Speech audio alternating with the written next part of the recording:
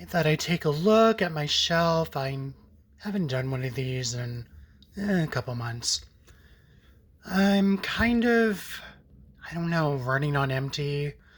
I have a couple other recorded, but I'll just do this one. So let's see. We have Swimming Pool. It stars Charlotte Rampling. She is an older writer. She writes like suspense and mystery movies, and she basically gets to stay in this like a chateau, and her and like a family friend who was like in her 20s stays, and of course, things get entangled with both of the personalities clashing. It's not really a horror movie, it's more of like a suspense mystery, and I think it's a pretty cool movie. Let's see. Yes, we have Rubber, which is about a killer tire that kills people. And you have like the Greek chorus of people watching it and commenting on it. And it's just over the top. Um, let's see. Oh, all right. Okay. All right. And there goes Miss CDs. Thank you. All right. We have, let's see, Sequestrados. I think that's how you pronounce it. It's a Spanish horror movie, uh, also known by the title Kidnapped. It's about a family who are spending the night in their new home that they just moved into, and they are the victims of a terrifying home invasion. And those kind of movies always really scare me because, they could happen. Um, and, right next to it is The Strangers, part one and part two.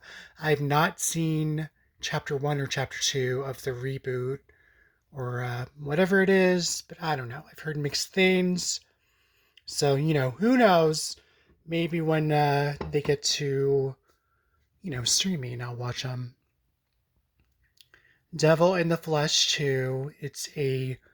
I think it's like a direct to cable sequel to Devil in the Flesh, starring Rose McGowan, who basically has like a fatal attraction with her teacher and just goes after various people and characters. And part two pretty much picks up after part one, but they recast her character with Jodie Lynn O'Keefe.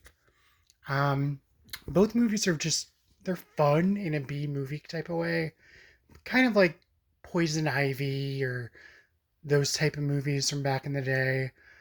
Um, and then we have the Death Race movies up on the stack, and they're not Shakespeare. It's basically kind of like a Hunger Games in a way. You get all these people who are in prison who basically have to race for their freedom while also avoiding people, trying to take them out of the competition. So, yeah. And the Corman version is pretty fun too, the original. And I think they did like Death Race 2050. That was like a Sci Fi Channel movie like several years ago already. I don't have that one. So, look to see maybe on Hulu or Sci Fi. You'll be able to catch it sometime.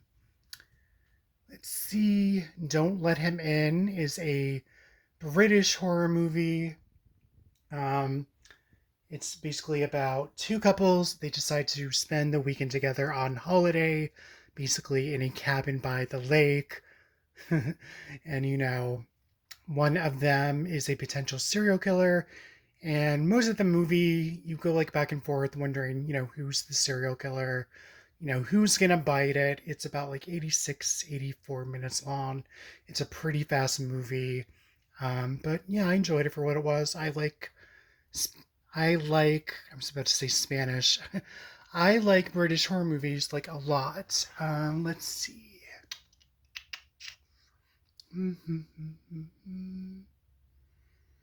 I get the Hellraiser movies. Legend from 1985. I was obsessed with this movie as a little kid. I think my mom taped it off of cable, and I would just watch it all the time. And, I was really into like unicorns, sprites, goblins, trolls, and creatures. And I did get the 2 disc version. Basically, you have the Tangerine Dream version, and then you have like the other version with Jerry Goldsmith's score, and you have like, other scenes put in. I'm not really a big fan of the Jerry Goldsmith cut. I just really like the Tangerine Dream version, probably because I grew up watching it. So, but it's interesting to watch both versions. Mia Sara, Tom Cruise. Basically, he's like I guess you could say like a pauper. She's like a maiden, and they accidentally come across these unicorns who end up getting basically attacked and almost killed. And basically, darkness goes throughout the land. And you have Tim Curry as basically, the devil. And basically, the whole land basically just turns to nightfall, frozen with snow like overnight. And a lot of people are like frozen during it. So it's a very creepy. And you have all these different like trolls and what have you. So yeah, I'll always love this movie. It's probably been a while since I watched it. All right, 36 Pesos. It's a movie about Hispanic young ladies. You get like flashbacks of how they end up in this little beach house. They are given strict instructions of what to do. They have to do chores, they have to make dinner, they have to do certain dances like every hour on the hour. And it's just bizarre.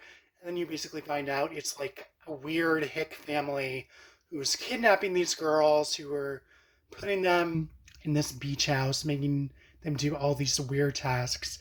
And if they try to escape or if they don't follow the rules, then basically some guy with a pickaxe shows up to kill them. And this is a movie I found at Old Time Pottery a long time ago when they still sold DVDs. And unfortunately, that era has been gone for several years now. So, yeah, kind of depressing. But oh well. Had some good ones that I got from there. Let's see.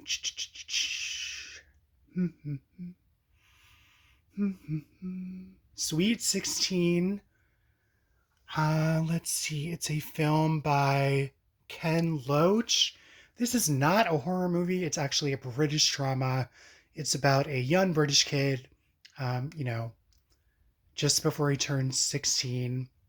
And he's trying to get like a better life for himself. He lives in poverty with his mom, his, young siblings, and he's trying to stay on the straight and narrow and, not get in trouble with the law or end up in jail. It's a nice movie. I liked it a lot. And it's not a horror movie. It's not my usual thing, but yeah, I ended up buying this online. I think I saw it on like Showtime or something like that years and years ago. So it's an enjoyable one. Let's see. Ooh, The Hole. I think it's from 2000, 2001. You have Thora Birch. She's kind of like this nerdy girl at this British school, and she has a crush on the cutest guy in school, whose father is a rock star. And then you have Keira Knightley, who is like the queen bee of the school, and instead of going to an annual trip for school, they decide to stay on campus, and they're trying to think of what can we do, that's easy to get to, that they'll give us privacy to party and just go crazy. And one of their classmates says, you can stay in this underground bunker and no one's gonna check on you, and you'll be locked in. And, after so many days before they come back from the trip, he said, well, I'll let you out with the key. And unfortunately, something happens to the friend, and they're basically locked in this bunker with supplies going out, not enough water, not enough food, no sunlight, no fresh air. And things go from having a good time to basically paranoia, starvation, and what have you. And it's a really good British horror movie. I feel like it doesn't really get a lot of love. It's kind of like it kind of got forgotten in a way. But it's a really good movie. I don't think it's on streaming. It might be. London to Brighton. This is another British movie. It's about a older lady who's a woman of the night. She's a prostitute, and her task of the night is to get a young girl so she can give them basically a call girl for the night, and she'll get like a good payout for it.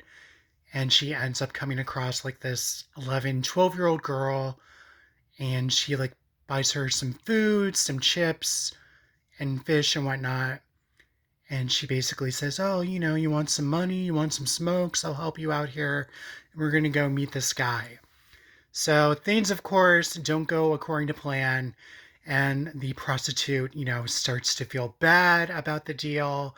She doesn't want to push this minor child onto basically an older, grizzled male customer, with nefarious chances for wanting to find this girl.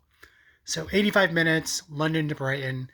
Very good acting from the girl, very good acting from the prostitute. It's definitely a heavy and gritty movie, and I like it a lot for what it is. So if you're in gritty movies, you might want to watch that. Journey to the End of the Night.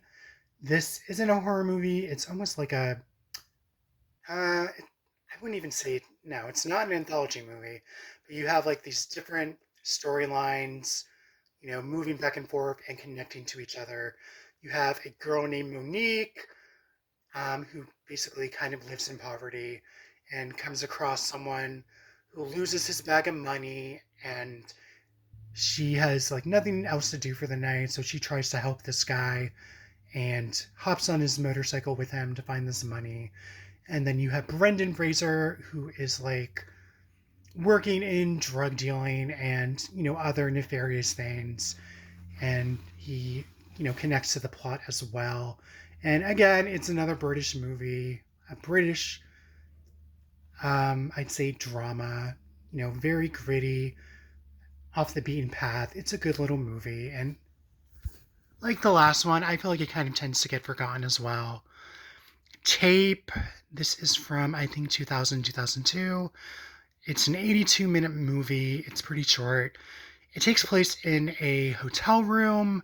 You have two friends who were buddies in high school, and they decide to meet up in this hotel and to like kind of go back in the day, talk about their times when they were younger. And the ex-girlfriend shows up, and you find out she's there for certain reasons, and the night just pretty much goes on from there in surprising ways. And, it's one of those single location movies, and I feel like the acting is really good. You've got Uma Thurman, you've got Ethan Hawke. It's just a good little single location type of movie, or I guess you could call it like a bottle episode, where it just takes place in one spot for the duration of the movie. Let's see. The Claim. The Claim is a 2000 movie from Michael Winterbottom, starring Sarah Polley, and basically she has a kind of a dark past.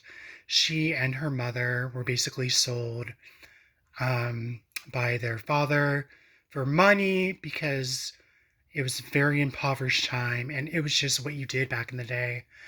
And they end up in pretty much like this little town that has certain rules because the mayor of the town has a ton of gold, and he's not wanting the railroad to come through his town, even though it would create like more jobs and more locations and what have you.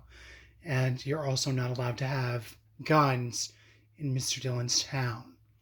You also have Wes Bentley, who's like a visiting cowboy who visits the brothel and, falls in love with one of the prostitutes.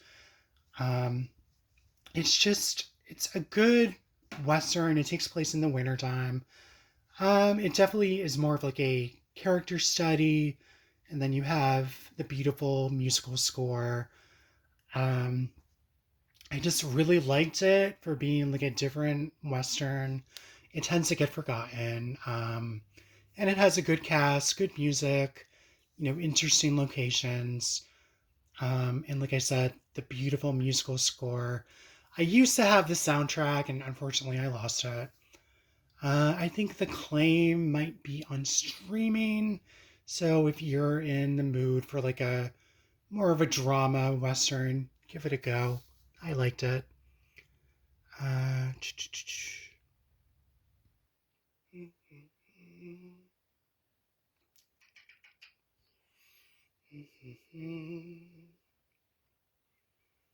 hmm.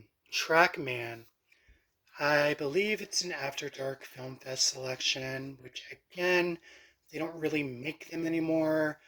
This is about a bank robbery, and a few of the girls and another guy basically get kidnapped. They get forced down into the sewer uh, to basically get the cops off their trail. And unfortunately for them, they don't know that there's like a crazy guy in a miner outfit with a pickaxe who's stalking them and chasing them throughout the sewer. And it is kind of similar to like similar movies, like the 2004 movie Creep, starring Franco Potente, and I